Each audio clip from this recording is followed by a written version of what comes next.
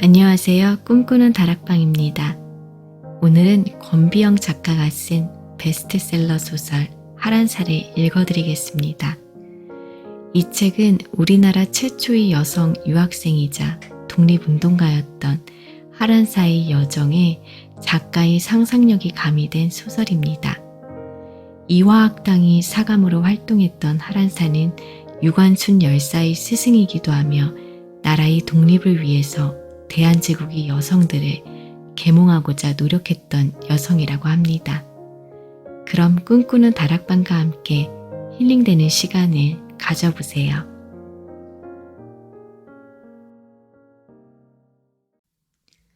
그의 성, 나의 성주. 자, 이제 준비되었다. 마음 먹었던 일을 결행할 시점이다. 대문을 박차고 거리로 나왔을 때의 기분은 세상을 다 가진 듯이 뿌듯하고 더없이 상쾌하다. 마치 한치 앞도 보이지 않는 안개 자욱한 길을 걷다가 쨍한 햇살을 만난 기분이다. 하늘도 맑다. 발걸음도 가볍다. 바람 끝자락이 맵긴 하지만 오히려 상큼하다. 이제부터 시작될 일에 대한 기대도 대단하다. 두려움이 없는 것은 아니지만 이왕 마음먹은 일, 어떤 어려움이 있더라도 끝까지 헤쳐나갈 것이다. 스스로의 결정이 기특해서 절로 터지는 웃음을 감출 수 없었다. 그때는 그랬다. 그녀. 사람다운 삶에 대해서 관심을 갖기 시작한 건 어쩌면 그녀 때문인지도 모른다. 그녀는 그날 화영이 집으로 찾아와 비장한 얼굴로 말했다. 드디어 떠나기로 했어. 이번 일은 반드시 이룰 거야. 이루어야 해. 그녀의 표정뿐만 아니라 목소리에도 긴장감이 느껴졌다. 잘 생각했어. 나는 내가 아주 자랑스러워. 화영은 진심을 담아 말했다. 생각만 하고 실행하지 못하는 자신에 비해 제 안위를 먼저 앞세우는 비겁한 자신에 비해 무슨 일이든 덤벼들어 행동으로 보여주는 그녀가 내심 부러웠기 때문에 그런 말을 했던 것 같다. 하지만 그것이 그녀를 본 마지막이었다는 생각에 다다르면 차라리 말리는 게 나았을지도 모른다는 생각이 들었다. 그날 그녀는 화영에게 왜 작별 인사를 하러 왔던 것일까? 평소 그녀의 성격으로 보아 길을 떠난다는 인사를 하기 위해 들른 게 의외였다. 유난히 환하게 웃던 그녀의 얼굴이 아프게 와 닿았다. 그녀를 마지막으로 본 것은 그녀가 떠나기 전날 아침이었다. 미리 떠난다는 언지를 남겼던 그녀가 다시 찾아온 것도 이상한 일이었다. 마님, 웬 노인이 마님을 찾는데요? 사머리가 쪼르르 달려와 말했다. 몸이 절로 움츠러들 만큼 쌀쌀한 추운 날씨에 자신을 찾아온 이가 누구일까 궁금했다. 노인? 화영은 마침 마당으로 내려서던 참이라 대문 앞으로 가보았다. 머리에 수건을 깊숙이 눌러쓴 노파가 구부정하게 서 있었다. 그 풍경은 마치 오래된 묵화를 보는 기분이었다. 저를 찾으셨어요? 어디서 오셨어요? 화영은 노인이 초라한 행색을 살피며 물었다. 노인은 화영과 눈도 마주치지 않은 채 쉰 목소리로 말했다. 길 가던 중에 목이 말라 그러니 물 한 잔 얻어먹읍시다. 낡은 보퉁이를 움켜쥐고선 노인을 살펴보던 화영은 의아하게 생각하면서도 사머리를 불러 물 한 잔을 가져오게 했다. 아니 그러지 말고 대청마루에 좀 앉아서 마시고 가면 안 되겠어? 여전히 고개를 숙인 채로 말하는 노인이 의심스러웠지만 화영은 선선히 그러시라 했다. 어떤 사연이 있기에 이 이른 시간에 물 동량을 하는지 측음지심이 들었다. 대청마루에 몸을 얹은 노인은 3월이 가져온 물 한 잔을 천천히 마신 뒤에 화영을 바라봤다. 콧잔등에 얹힌 뿌연 안경 때문에 그녀의 눈빛이 어떠한지 잘 보이지 않았다. 희끗희끗한 머리칼이 신선해 보였다. 나를 모르시오? 노인이 화영을 빤히 바라보았다. 저를 아십니까? 화영은 노인을 조심스럽게 살피며 물었다. 어디서 본 듯한 인상인데 어디서 보았는지는 기억나지 않았다. 코끝에 걸린 안경을 추어 올리며 화영을 힐끗 바라보는 노인이 남루한 외투가 추워 보였다. 배도 고픈데 뭐 먹을 건 없겠수? 노인의 행동이 점점 수상하다. 얼굴엔 버짐 같은 게 잔뜩 피어서인지 피부가 얼룩덜룩했다. 길 가던 거지도 밥을 청하면 주는 게 인지상정이지만 이 노인은 어딘가 수상한 데가 많았다. 노인은 손에 두꺼운 장갑을 끼고 연심 머리를 매만지며 집안을 이리저리 둘러보았다. 입 닫을 거야 드릴 수 있지만 어디서 오셨소? 화영은 노인의 행동거지를 유심히 살피며 경계 어린 목소리로 물었다. 그럼 우선 입 닫을 거나 좀 주시오. 노인은 당당했다. 그런 노인을 바라보던 화영은 이런 일도 덕을 쌓는 일이다 싶어 3월에게 상을 차리라 일렀다. 3월은 기다린 듯이 상을 봐왔다. 강정에 곶감말이 몇 개와 감주 한 보시기가 얌전하게 놓여 있었다. 호두를 넣어만 곶감을 허겁지겁 집어먹는 노인을 보던 화영은 3월에게 일렀다. 저 아래 국수집에 가서 국수 한 단 사오거라. 오늘 새벽에 영감이 집을 나서며 점심은 집에 와 먹겠다고 했다. 유난히 국수를 좋아하는 양반이다. 멸치에 다시마를 넣어 국물을 우려내고 불린 표고를 송송 썰어 고명을 얻는 국수는 생각보다 잔손이 많이 가는 음식이었다. 더구나 손님을 모시고 온다 했으니 3월에게만 맡기고 있을 수 없어 마음이 바쁘던 차인데 갑자기 나타난 노인이 성가셨다. 3월이 바람을 일으키며 뿌르르 대문을 나섰다. 어디든 나갔다 오라고만 하면 신바람이 나는 아이다. 3월이 나가기 무섭게 노인이 화영의 손을 잡으며 물었다. 정말 나를 모르시겠소? 화영은 얼른 노인의 손을 떼어냈다. 예? 대체 뉘시오? 화영의 목소리가 갈라졌다. 그러자 노인이 안경을 벗으며 얼굴을 화영에게 들이밀었다. 왜 이러십니까? 화영은 한 걸음 뒤로 물러나 앉았다. 아이고, 나를 몰라보다니 서운하네. 나 란사야.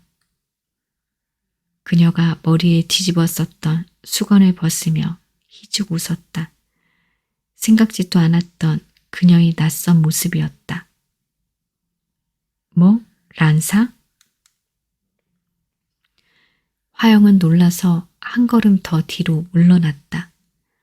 그러고 보니 큼직한 눈매가 눈에 익었다. 이만하면 성공이네. 친구도 나를 몰라보다니.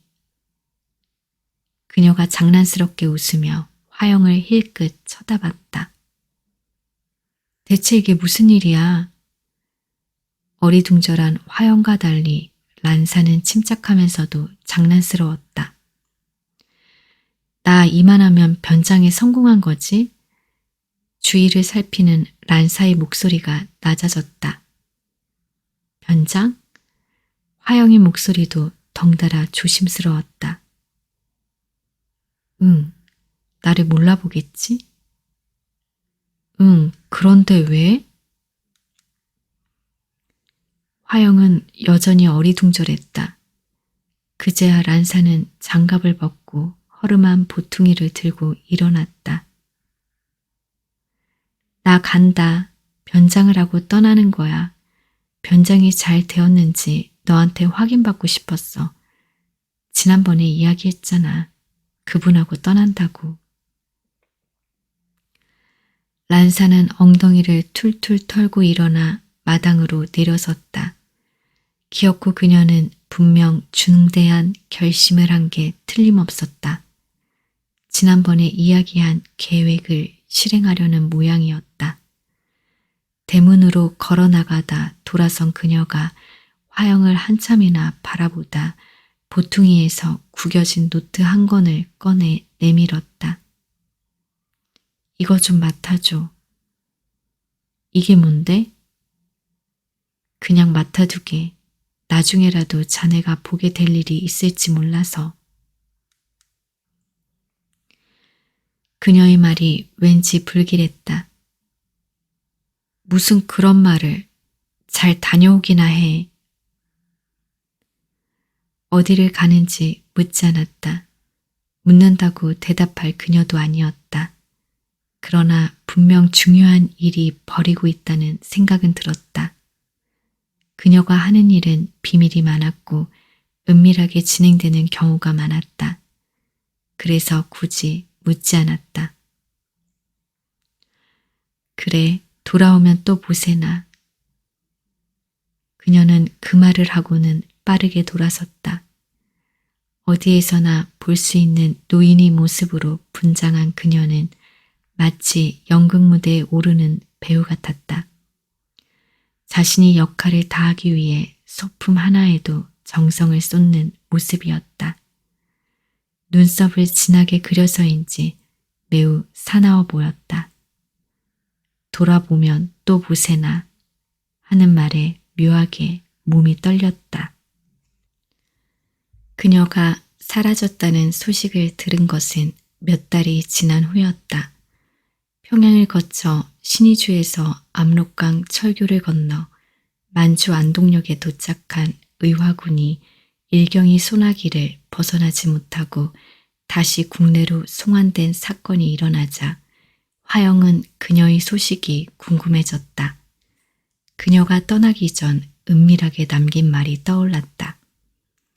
그분과 같이 가기로 했어. 그녀는 조금 들떠 있었다.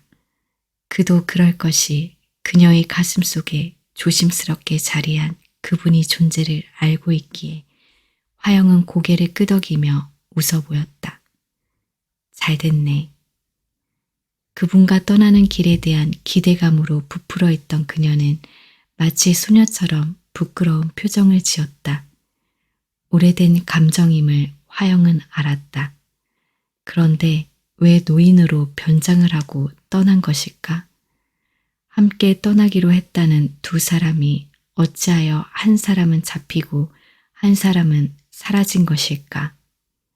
줄을 대 알아볼 생각을 안 한 건 화영이 섣부른 행동이 어떤 악재가 될지 모른다는 우려 때문이었다.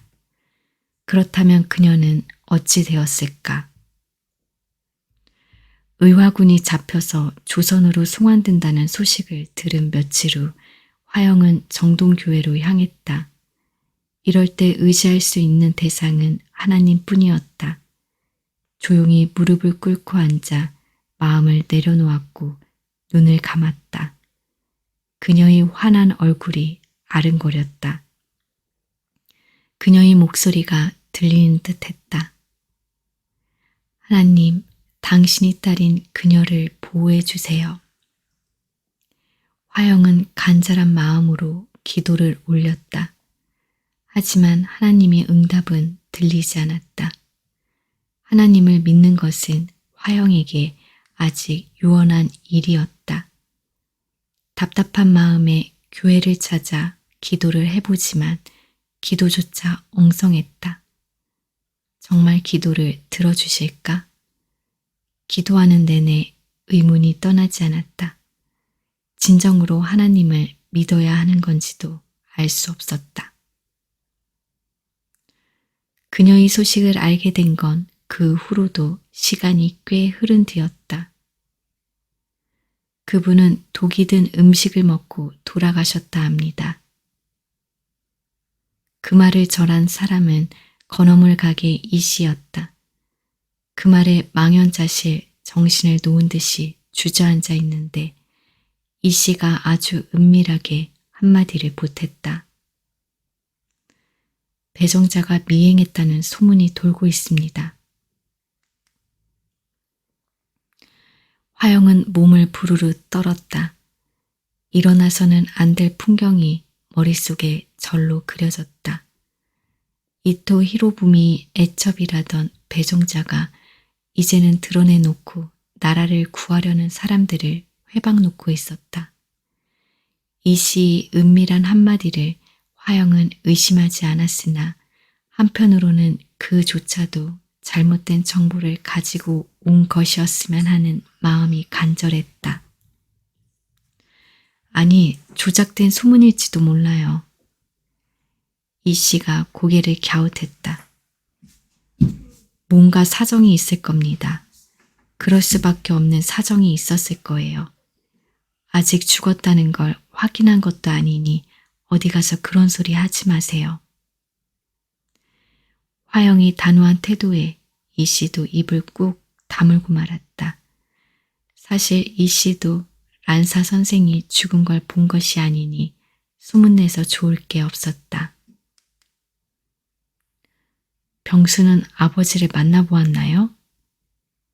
모릅니다.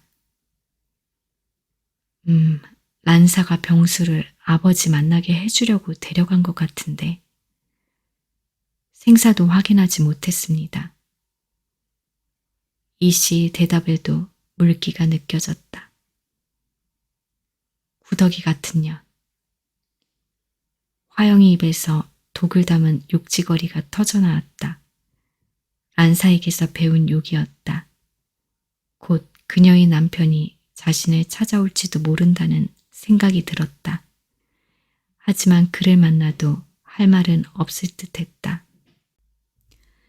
이 씨가 돌아간 후 화영은 그녀가 남기고 간 노트를 꺼냈다. 꽤 두툼한 서양 노트였다. 화영은 조심스럽게 첫 장을 열었다. 내 인생은 나의 것이다.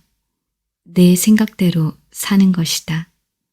내 생각은 그곳에 있다. 잃어버린 나라를 되찾는 것. 나는 기꺼이 하나리 미랄이 될지니. 그녀가 그대로 느껴졌다. 화영은 첫 장만 펼쳐보고 곧 노트를 덮었다. 그녀가 화영에게 노트를 맡기고 간 이유가 짐작되자 소름이 돋았다. 화영은 노트를 보자기에 곱게 싸서 반다지 깊숙이 넣었다. 아직은 그걸 볼 용기가 나지 않았다. 그녀가 죽었다는 것이 조작된 소문이길 바랐다. 화영은 그녀를 기다리기로 했다. 그녀의 첫 인상은 강렬했다. 지금껏 알아온 보통의 여자를 뛰어넘는 행동 때문일 수도 있었다. 화영의 기준으로 보면 그랬다. 달아나는 도둑이 덜미를 잡아 귀싸대기를 올려붙이고 욕을 퍼붓는 여자라니. 그때 생각을 하면 지금도 웃음이 났다. 어쩜 그때 그녀를 만난 것이 화영의 인생 목표가 바뀐 계기였을지도 모른다. 그녀와의 인연은 그뿐만이 아니었다. 서너 번 그녀와 얽힌 일들이 주마등처럼 떠올랐다. 눈물이 주르르 흘렀다. 진정으로 그녀가 살아있기를 빌었다. 진정을 담아 기도를 한 것은 그때가 처음이었다.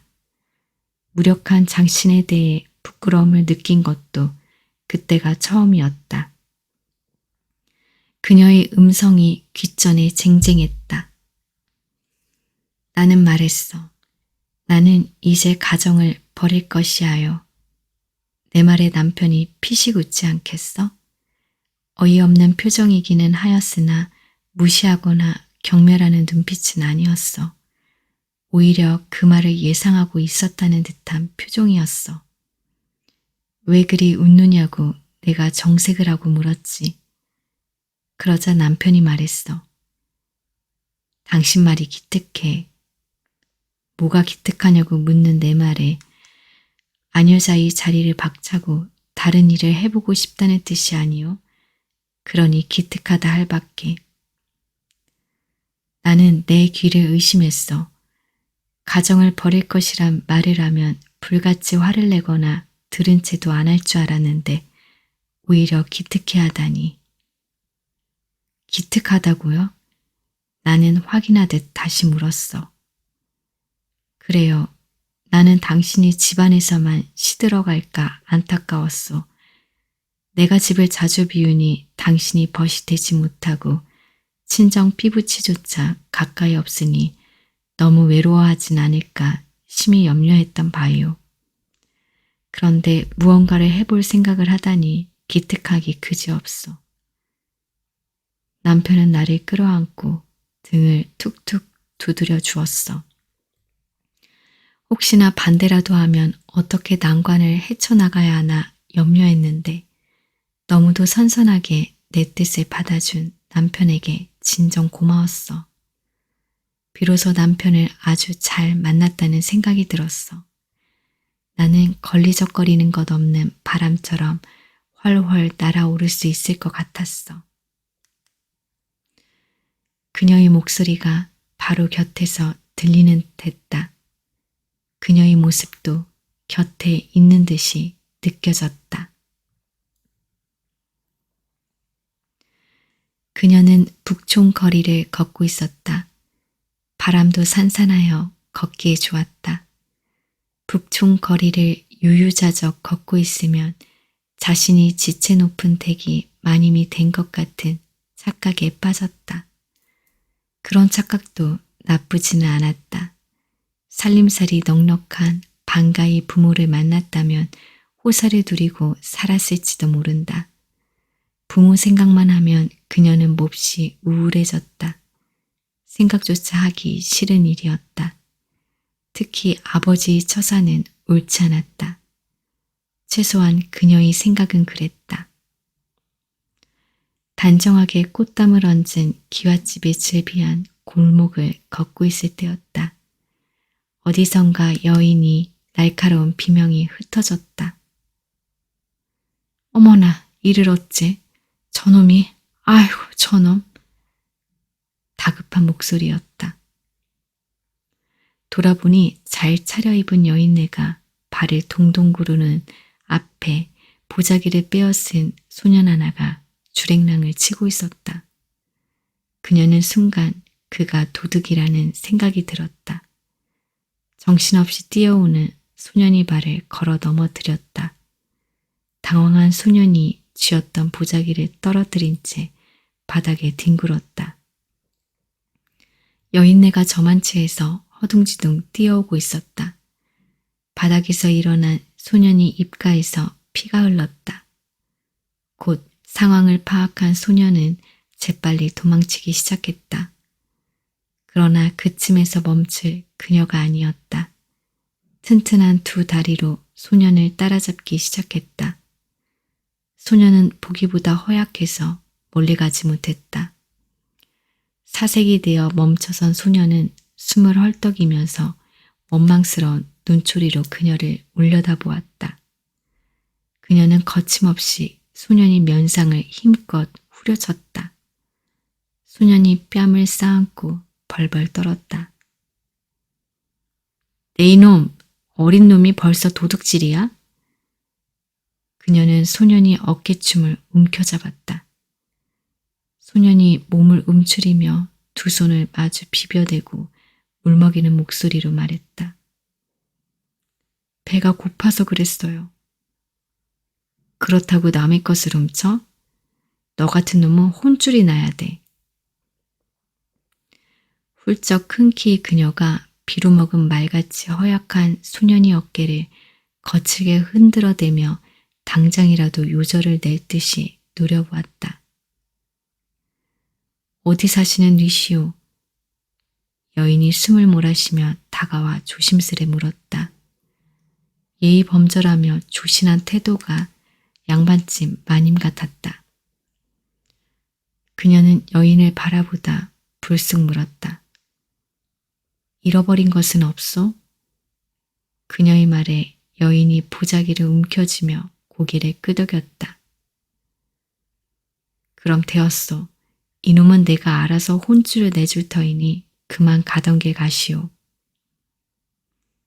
곱상하게 생긴 여인이 그녀를 바라보며 말했다. 바쁘지 않으면 차라도 한 잔 대접하게 해주시오. 고마워서 그러오. 이놈은 어찌하고요. 잃은 게 없으니 그만 놓아줍시다. 행색을 보니 형편이 어려운 아이 같은데. 여인은 측은한 눈길로 소년을 바라보며 그녀에게 말했다. 소년은 잔뜩 웅크린 채 눈치를 보고 있었다.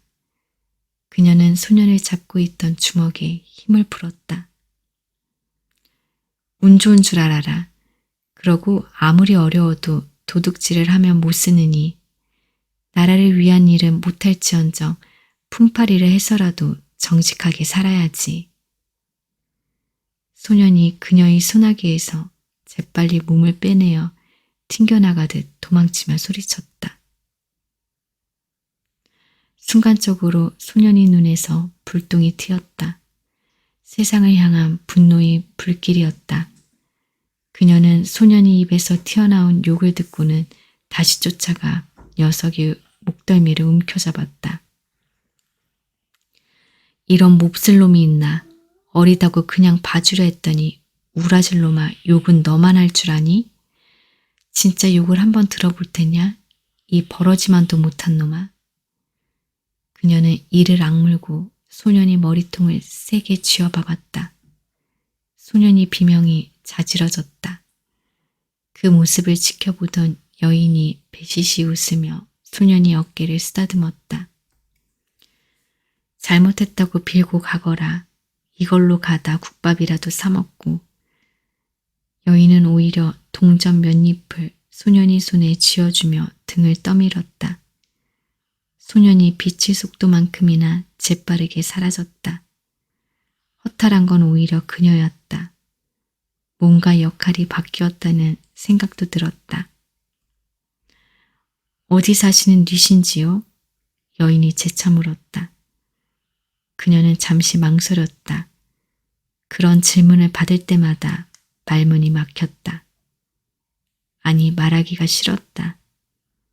그녀는 여인이 옷 매무새를 살펴보다 오히려 큰 소리로 말했다. 어디 사는 누군지는 알 것 없소.